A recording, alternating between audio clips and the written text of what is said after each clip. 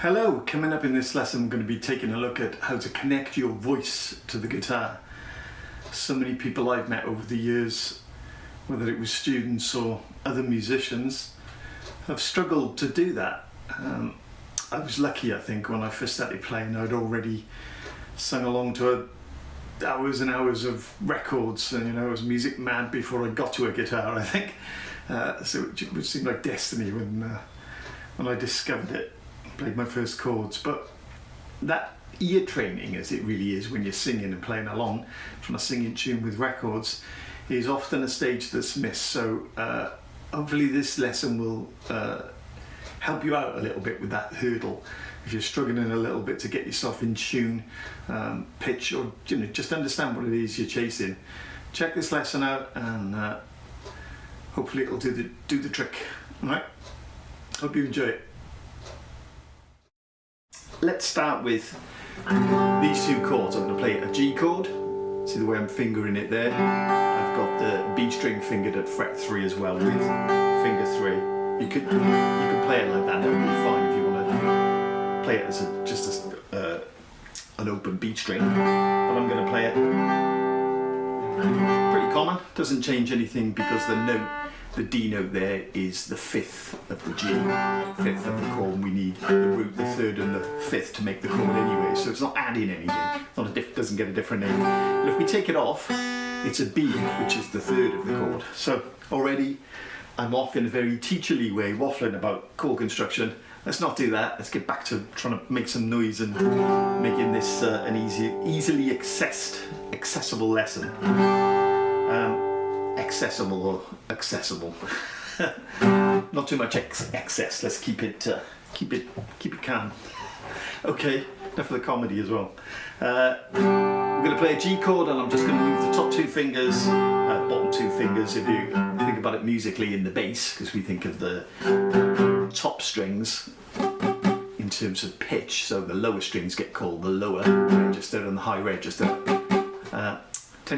Mostly people orientate themselves in terms of low being nearer the floor. So when I say to people the lower strings, they kind of think of that. So lower strings, lower in pitch. Okay, good tip if you're trying to communicate with other people. Anyway, just going to move the bass strings. That's a G note and a B note there. I'm going to move them up to a C and an E. Put a diagram on screen so you can see that clearly. And that'll just be a 1 chord moving to a 4 chord. This 4 chord is just a C chord with a added D, so it's a C add 9. Not really doing much, just adds a little bit of colour to it. But it makes a very easy change. You might recognise a few songs in just that 1/4, and it's got a nice sound to the 4 chord because it's got that little added 9th. When you move to the 4 chord, either bring your thumb round, I kind of do both, to stop the low E string ringing, because we don't really want the low E in the bass. That would be the 3rd in the bass. Nothing wrong with that. It's just, the 3rd is in the chord anyway, so nothing wrong with that. Can sound a bit dark though, so if we mute it, we get that change. Hear that C note ringing out rather than. I quite like it, but maybe muting that, getting used to doing this anyway, muting it either with the tip of the 2nd finger, so you just put enough of the finger overlaid on the C note, the 3rd fret A string. You should know your string names, E, A, D, G, B, E. If you don't, essential to know that. Put that on screen so you can see that. It's a good idea. So A string 3rd fret, 2nd finger there is just coming into contact with that lower string. And that stops it ringing out, as well as the thumb. So I can happily beat the guitar up and not worry about that lower note if I don't want it in there. It's an essential technique. You'll find you using that a lot with open chords, blocking strings, or muting strings is the correct term. Okay, so I'm going to learn the major scale as solfa. Do, re, mi, fa, sol, la, ti, do. We're going to put that up an octave, learn the scale shape.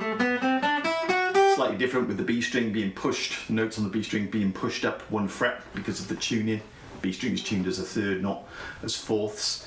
E to A is a fourth, A to D is a fourth, D to G is a fourth, G to B is a third. Right, so we need to shift that out. So slightly different shape where the notes kind of get pushed up. I refer to it as the B string push. Good way to remember what to do. Just make sure everything gets moved up a fret. So same thing. Do, re, mi, fa, sol, la, ti, do. Bit of a high note there. Get some air in your lungs if you need to do that. Prepare yourself is a good idea instead of waffling and talking it. Or sing it down. Maybe sing it in a head voice, so you're not singing out so much. Do, re, mi, fa, sol, la, ti, do. Still straining there on the top anyway, but whatever.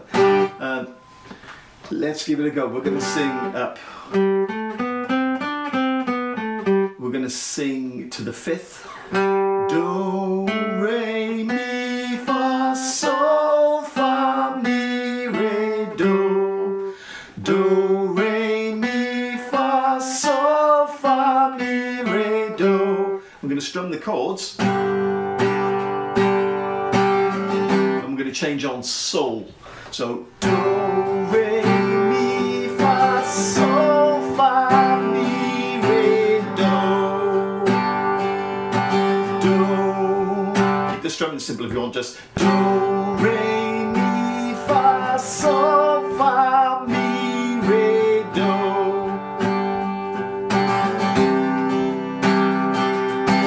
Do, re, mi, fa, sol, fa, mi, re, do.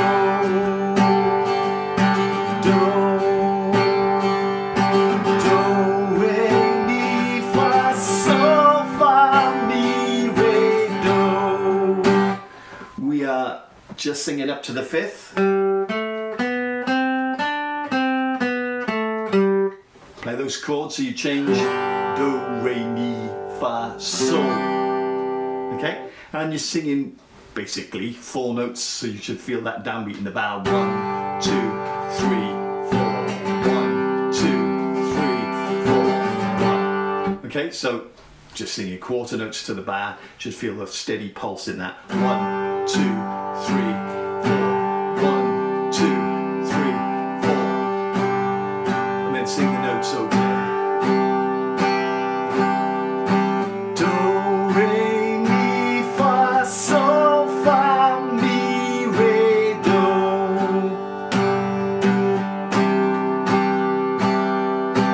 Do, re, mi, fa, sol, fa, mi, re, do. So back when you put some more strumming in, but if you're not good at that, you can just strum it once. Do, re, mi, fa, sol, fa, mi, re, do. Good to start out simple with this. So playing the scale 1, 2, 3, 4, 5. So do, re, mi, fa, sol.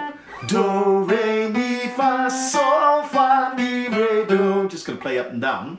We're going to play it to the count of 4. So we're going to play 1, 2, 3, 4. Change chords. 2, 3, 4. 1, 2, 3, 4. 1, 2, 3, 4. So 4 beats on each chord, and the pulse that you feel, we're going to sing the notes in there. We're going to sing the do, re, mi, fa, sol. So after 4, 2, 3, 4. Do, re, mi, fa, sol, fa, mi, re, do. Do. Do, re, mi, fa, sol, fa, mi, re, do. One more. Do, re, mi, fa, sol, fa, mi, re, do. Okay, you might think the lyrics are a bit dodgy, but we can easily swap those out to singing up to the fifth and back down. But we could sing, because you're trying to sing and play guitar. I would love to sing and play guitar. I would love to sing and play guitar. Yeah, yeah. I would love to sing and play guitar. So all you're doing, I would love to sing and play guitar. You're practicing those notes so you can pitch and then put the chords with it. So if you wanted to make that more personal or more poetic, maybe you could try write your lyrics yourself, something that means something to you. We tend to sing a lot with a lot more conviction when we're actually singing something that means something to us, instead of I would love to sing and play guitar, although that should mean a lot because you're here. It does to me. Anyway, we want something that will fit syllabically in terms of up the scale: do, re, mi, fa, sol, and back down. So we really want to get something that fits. So I thought of Wordsworth's I wandered lonely as a cloud. That doesn't fit, because if you go I wandered lonely as a cloud, it brings you back down to 2, not 1. So we need to adjust that. I will wander lonely as a cloud, and that'll take us up and down the scale, so the melody will fit in terms of the syllables. We need to make the rhythm of the words fit, so that's significant, that syllabic sort of sitting the way it sits in terms of the melody. So it's just 4s up and down, 1, 2, 3, 4, get to the fifth, and then back down. Make something up yourself if you want to give it a go. Anyway, this is how it will sound. We'll try something else after this, so don't go, just have a listen, and we'll maybe talk a little bit about adding simple harmony to it.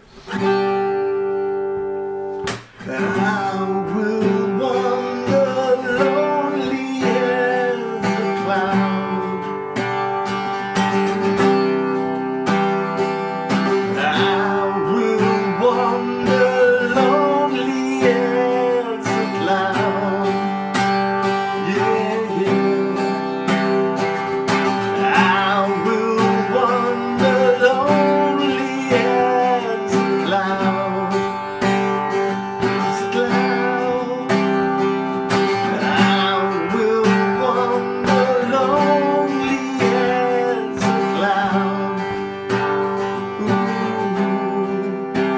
It sort of feels like it means something, instead of just singing nonsense or singing the solfa.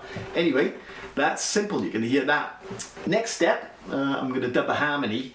I'll add that maybe to the version I just sang then. I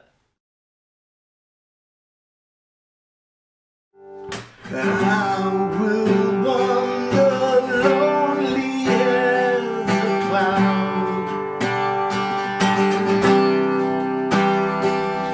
I will wander lonely as a cloud.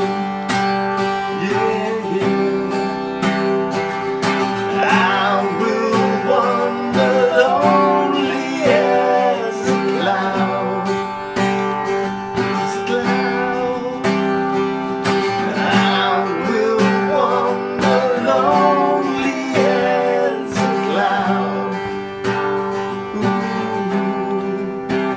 It sort of feels like it means something.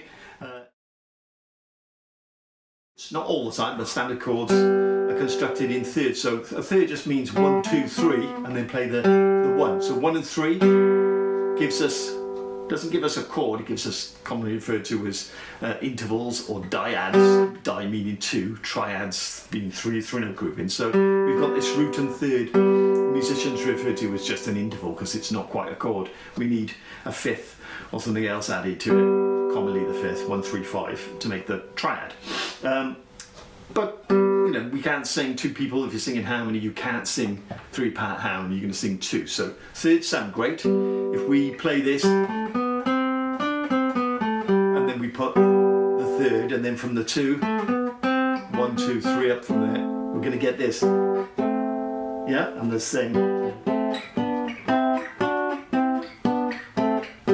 So we get that. I will wander lonely as a cloud. Then we get this. I will wander lonely as a cloud. With it.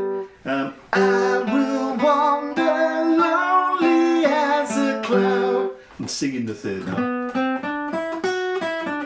so you can hear how that sits. I will wander lonely as a cloud.